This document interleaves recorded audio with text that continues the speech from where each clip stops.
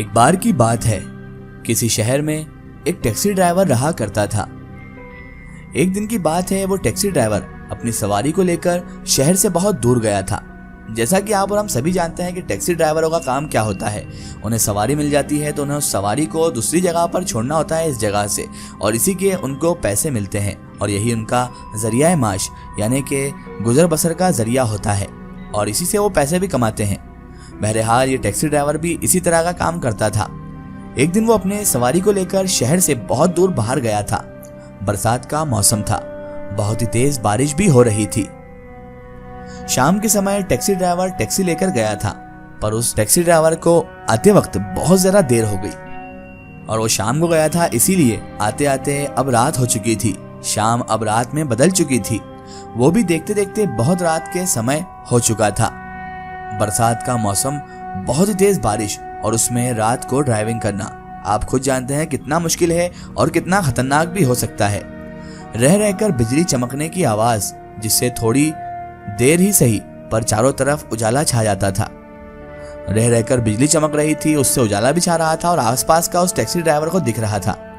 Taxi driver अपनी सवारी को उतारकर वापस भी आने लगा, पर तेज हवा के साथ साथ तेज बारिश उसका संतुलन बिगाड़ रही थी, क्योंकि आपको पता ही है कि तेज बारिश और तेज हवा जब एक साथ चलती है तो कोई भी इंसान ड्राइव आसानी से नहीं कर पाता और ड्राइव अनबैलेंस भी होने लगती है हवाओं और तेज बारिशों की वजह से, क्योंकि इंसान का फोकस फिर आसपास ज्यादा जाने लगता है बजाय गाड़ी के। बहरहाल बिजली तो ऐसे चमक रही थी मानो अब यहाँ गिरे तो अब वहां, क्योंकि बिजली से ऐसी आवाजें पैदा हो रही थी जैसे उसके कान के पास ही बिजली गिर रही हो। फिर भी वो टैक्सी ड्राइवर अपनी टैक्सी को ड्राइव कर रहा था और उसे आज घर पहुंचने में बहुत ज्यादा देर भी हो चुकी थी, क्योंकि वो हमेशा शाम के वक्त अपने घर पहुंच जाया करता था। वो तो किसी भी तरह अब अपने घर पहुंचना चाह रहा था, क्योंकि वो चाहता था अपने घर जल्द से पहुंचकर अपनी फैमिली के पास चले जाए, क्योंकि उसे माहौल बिल्कुल जम नहीं रहा था।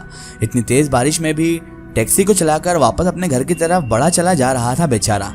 पहाड़ी रास्ता, सड़क के दोनों तरफ घने जंगल, मानो कि सड़क के दोनों तरफ राक्षस खड़े हों। अंधेरे में तो और भी भयानक लग रहा था वो मंजर। बहुत दूर तक टैक्सी चलाने के बाद टैक्सी ड्राइवर को जोरों से पेशाब लग गया, क्योंकि आप जानते हैं कि इंसान पर जब प्रेशर आ जाता है तो उससे ज़्यादा प्रेशर तो आता ही है। खैर ये तो एक मजाक की बात है, लेकिन प्रेशर जब इंसान को लग जाता है तो फिर इंसान को सोच समझ और कम पड़ने लगती है। जब इंसान नर्वस होता है या डरा हुआ होता है तो उससे पेशाब जरूर आ ही जाता है। तो इस बंदे को भी ऐसा ही हुआ, टैक्सी ड्राइवर को जोरों से पेशाब लग गया। अब किया जाए तो क्या किया जाए। बाहर तेज हवा के साथ साथ तेज बारिश थी और उस पर भी बिजली की चमक। हिम्मत हार रहा था कि कैसे टैक्सी से बाहर निकलूं, कैसे टैक्सी को कहां पर रोकूं और कहां मैं पेशाब करने जाऊं। उसे तो अब कुछ समझ में नहीं आ रहा था। वो बड़े कंफ्यूजन में फंस चुका था कि टैक्सी से अगर बाहर निकलता हूं तो भीगूंगा भी, बिजली भी चमक रही है और मौसम बड़ा खतरनाक है और यहाँ का माहौल, बाप रे। इतनी सारी कश्मोकश में अब उसे पेशाब भी आने लगा था। अगर मौसम साफ रहता तो उसे निकलने में कोई दिक्कत भी नहीं थी और बाहर निकलकर वो पेशाब भी कर लेता, लेकिन जब मौसम ही बहुत ज़्यादा खतरनाक हो, बहुत ज़्यादा ख़राब हो और ऊपर से इतना डरावना मंजर हो आसपास कि घने जंगल हो और बीच में रास्ता वो भी पहाड़ी वाला, तो आप ही सोचिए इंसान बाहर कैसे निकलेगा। उस वक्त पेशाब करना तो दूर की बात थी, सोचा भी नहीं जा सकता था कि वहाँ पर जाकर पेशाब किया जाए, वो भी इतने खतरनाक माहौल में।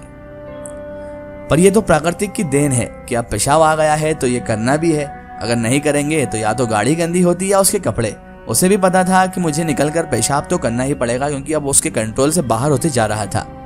और पेशाब का काम तो आपको ही पता है कि एक बार जो लग गया तो कहाँ कम हो सकता है, वो भी ऐसे समय में जब मौसम ठंडा हो और पेशाब आ गया हो तो इंसान उसे कंट्रोल ही नहीं कर सकता। ठंड के मौसम में तो ये कम होने की जगह और भी बढ़ता चला जाता है, क्योंकि ऐसा ही होता है, ठंड में आपको पेशाब कम होने की बजाय ज़्यादा आता है। बहरहाल अब तो उसकी बर्दाश्त से भी पार हो रहा था पेशाब। टैक्सी ड्राइवर सोचा कि अब जो भी कुछ होगा देखा जाएगा, अब जो भी कुछ हो बाहर तो निकलना पड़ेगा। पेशाब कर लेने में ही अब भलाई है, क्योंकि अगर नहीं करा तो गाड़ी भी गंदी होगी और कपड़े भी। तेज बारिश हो रही थी, चारों तरफ खामोशी और बिजली के चमकने की आवाज। जब बर्दाश्त की सारी हद पार हो गई तो टैक्सी ड्राइवर एक जगह पर अपनी टैक्सी को रोकता है। चारों तरफ देखता है तो उसे कुछ दूर में सुरक्षित जगह मिल जाती है, एक पेड़ जो बहुत ज्यादा घना था।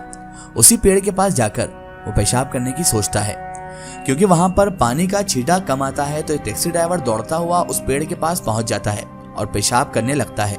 बहुत देर से रोक रखा था उसने पेशाब, इसलिए इतनी आसानी से खत्म कहाँ होना था। कुछ देर तक तो वो पेशाब किया, पर अचानक से उसकी नजर अपनी गाड़ी पर पड़ी जो तेजी से ढलान की तरफ जा रही थी। अब टैक्सी ड्राइवर भी सोच में पड़ गया कि अभी अभी अपना टैक्सी मैंने खड़ा किया, हैंड ब्रेक भी खींचा, लेकिन ये अपने आप आगे कैसे बढ़ रही है? ये तेजी से ढलान की तरफ क्यों जा रही है?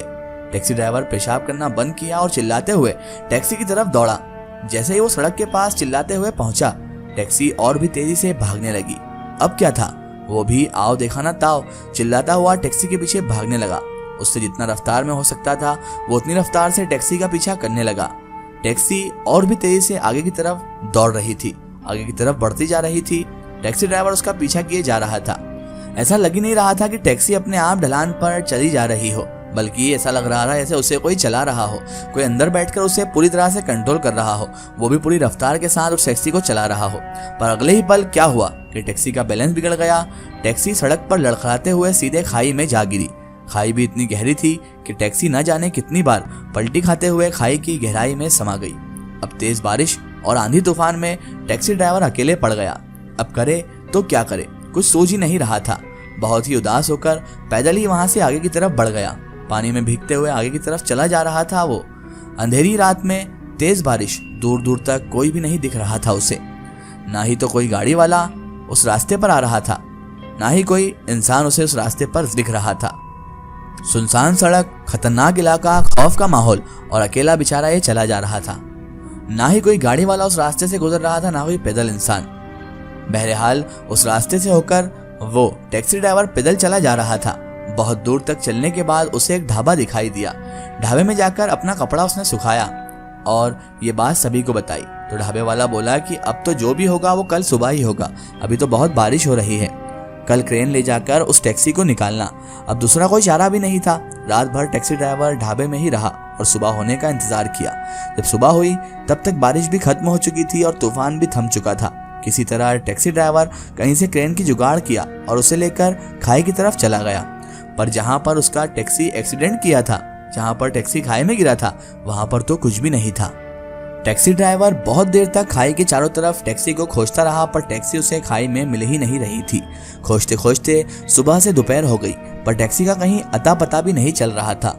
लोग आते और पूछकर चले जाते। अब टैक्सी ड्राइवर के सामने एक नया चुनौती थी। किया तो क्या किया जाए। दोपहर हो गई पर टैक्सी का कहीं अता पता नहीं था। कुछ आदमी आकर देखते और पूछते कि क्रेन लेकर यहाँ क्या खोज रहे हो। तो टैक्सी ड्राइवर बोलता कि मेरा टैक्सी इस खाई में गिर गया है, उसे ही ढूंढ रहा हूँ। तभी एक आदमी बोला कि एक टैक्सी आगे सुबह से लगी हुई है, नहीं पता किसकी है, कोई उसे लेकर भी नहीं जा रहा है। जब टैक्सी ड्राइवर ने उस जगह के बारे में पूछा तो वो वही जगह थी और उस लोगों ने वही जगह का नाम बताया जिस जगह पर उसने टैक्सी खड़ी की थी। जब उस जगह पर टैक्सी ड्राइवर जाकर देखता है तो पता चलता है कि उसका टैक्सी वहीं पर खड़ा है जहां पर उसने रात में खड़ा किया था। अब उसके समझ में कुछ भी नहीं आ रहा था, कल रात में जिस टैक्सी का पीछा कर रहा था वो कौन था। उसका टैक्सी तो सही और सुरक्षित है। क्रेन वाला और जितने आदमी वहां थे सभी बोलने लगे कि टैक्सी यहाँ पर है और तुम इसे खाई में खुजवा रहे हो। सभी उस टैक्सी ड्राइवर को पागल तक कहने लगे, पर वो ही जानता था कि रात में उसके साथ क्या हुआ था।